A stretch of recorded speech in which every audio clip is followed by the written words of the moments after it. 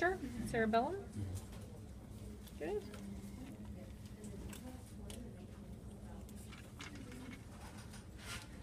Okay, hypothalamus. So first we'll find the thalamus. Nice round structure right here. Yeah, and then if you're going to go below it and just a little more forward, this is all the hypothalamus here. Let's check the other side. Okay, a good marker for the hypothalamus is looking for that optic chiasm, which is right here. So this is the hypothalamus. Thalamus.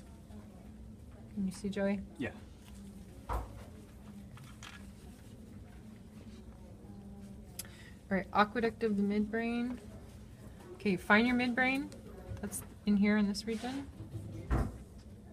And then you're looking for this little teeny tiny passageway. Goes right through it right there.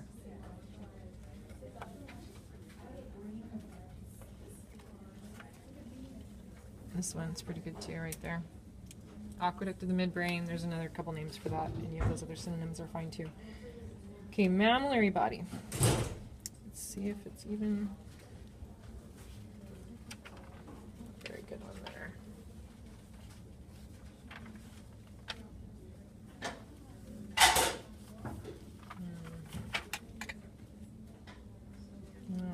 Okay, it's a little bit thrashed, but the mammillary body looks a little bit like a tongue.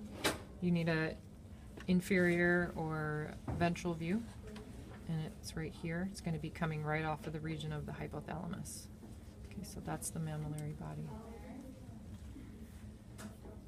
Okay, inferior colliculi and superior colliculi, those should both be on the list, I believe. I only see one on your list there, though. Okay, but I'll point to them both. They're on there? Yep. Okay, so they're part of the midbrain. So here's your midbrain. Okay, they're actually tucked in back here. You can see them better from the posterior view. If you move the cerebellum, it's what I call the baby's butts.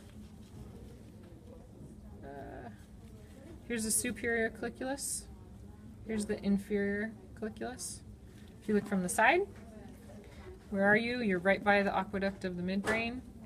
The big bulge on top is the superior colliculus. Little smaller bulge on the bottom is the inferior colliculus.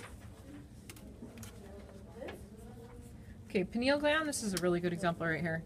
Here's the pineal gland right here. Okay, find the thalamus. You go posterior to that pineal gland. Pineal gland is up in the region of the epithalamus, which is a very sort of obscure region. I won't test you on the epithalamus, except for in lecture.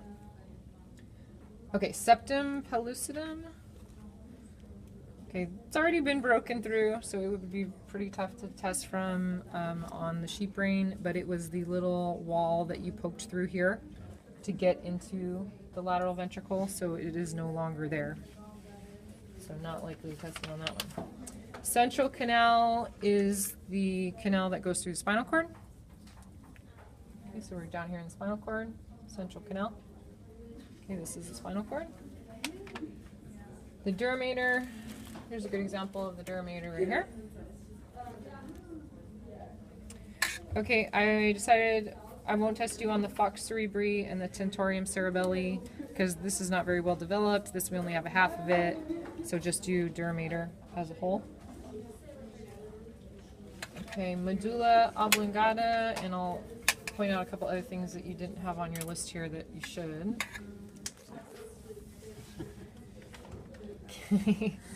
All right, so here's the spinal cord. You can see how it kind of gets more narrow. Then above that, you've got the medulla oblongata all in here. Okay, then above that, where it kind of gets a little bit fat, kind of sticks out, that's the pons, right? That's the little belly, pregnant belly of our seahorse. Okay, we've got a really nice pituitary gland right here. We got some really nice optic nerves on each side right here. We've got where they crossed right here, optic chiasm. You've got the olfactory bulb, a little bit shredded on that guy. Let's see if we got a better one. Here's the olfactory bulb, nice example. The bulb is where it gets a little bit bigger, kind of like a light bulb. The tract is where it narrows and heads back. That's not a good example on the tract. Here you can see the tract a little bit better on this one, right here. There's the olfactory tract. Okay, olfactory bulb, olfactory tract. Okay, what else do we miss? Just knowing the midbrain, right? This is the midbrain, right? You gotta know just the whole structure. This is part of the midbrain from the back view. You can see the colliculi in that view. And what else did you guys do? The fissures, right? Do the fissures? Transverse fissure. Lateral. You did longitudinal fissure. We didn't do the sulci because they're a little different. We didn't do the lobes on the sheep brain. I think we did the fissures, right? I think we Have did. to check the list on that. Anything else? Not on the sheep brain. We didn't do those because it's not quite the same on the sheep brain. They're really a lot harder to find. I think that's it. But this list here isn't complete, so you guys will have to double check to make sure I didn't miss anything. What about the infundibulum? Oh, okay. So that is one that was on the list. So the infundibulum, is it even possible? Let's see here.